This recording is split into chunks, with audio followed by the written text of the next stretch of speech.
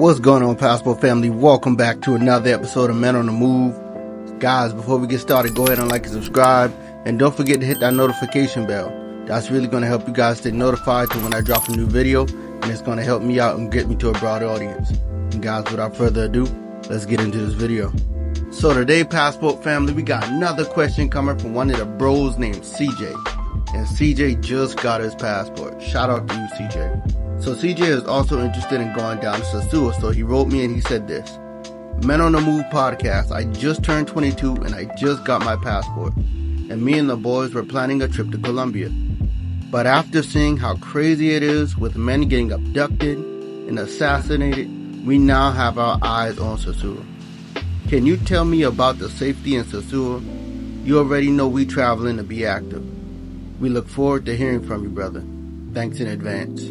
Nah, CJ, thank you, man. Thank you and your homeboys for watching me and rocking out with the channel, man. I really appreciate it. And, man, I'll be happy to talk to you guys about the safety in SOSÚA. You know what, CJ? You're not the only guy that had plans on visiting Colombia, brother. I mean, there's many different guys that are canceling their trips now.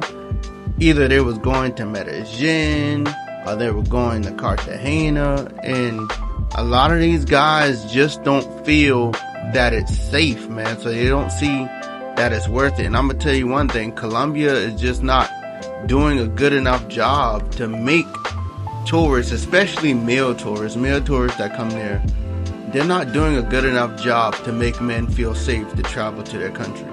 And I honestly believe that they don't want single men traveling to their country.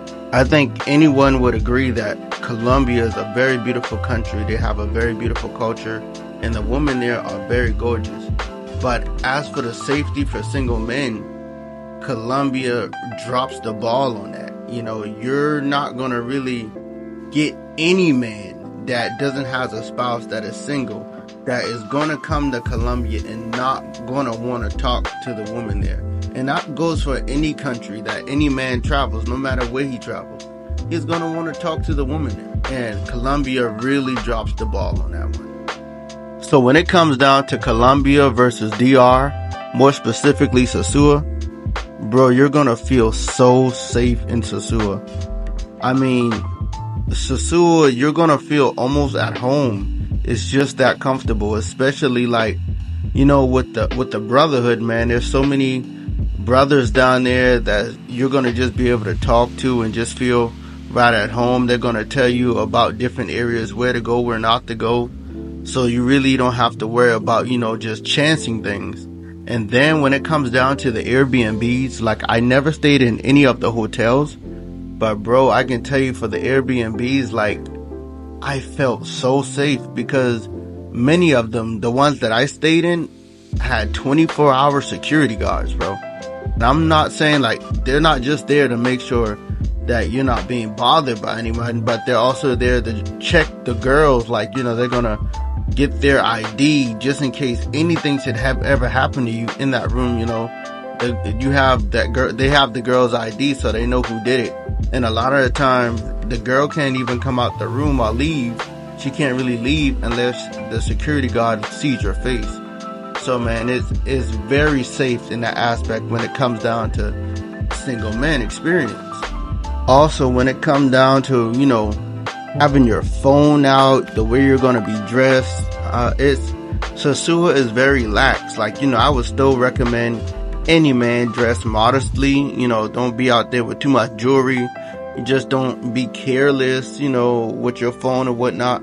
But for the most part, man, it's pretty free out there in SOSÚA. You can be out texting, taking videos, you know, like if you're out on the beach and you just want to get like some pictures of the beach and stuff like that. Those are things that you can do, no problem. And there's so many police out there in SOSÚA, man. There's really nothing you have to be doing something crazy or be in crazy areas, you know, for something to really happen to you, especially during the day, bro. Then when it comes down to scams, like, I don't know, man. I've heard that there are some scams out there in SOSÚA, but, you know, I haven't experienced that. But I can just say, man, just kind of use your common sense.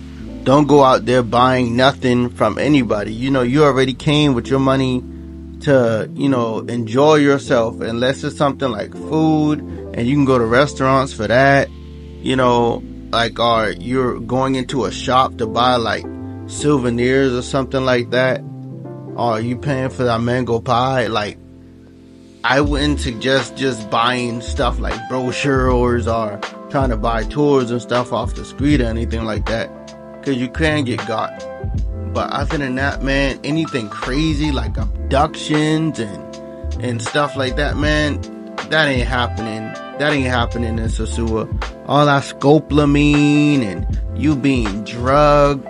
I mean, maybe that stuff has happened in the past in Sosua, but man, that ain't happening right now. As you can see, we're not getting any reports of that type of stuff. That's strictly Colombia. And you can also add to the safety by just making smart choices. Like, if you need to go somewhere to get money out, know to do those things during the day. Like, think in advance how much money you may need for that day. And like, some guys don't mind going to the bank and whatnot, or they only go to the bank. And some guys don't mind going to like the Super Polo. Like, there's other ways to get money. Some guys just come with their money, and they just exchange it. Like, just make smart decisions of how much money you're going to carry out in the street. Don't keep all your money in one spot. Use your safe in those Airbnbs.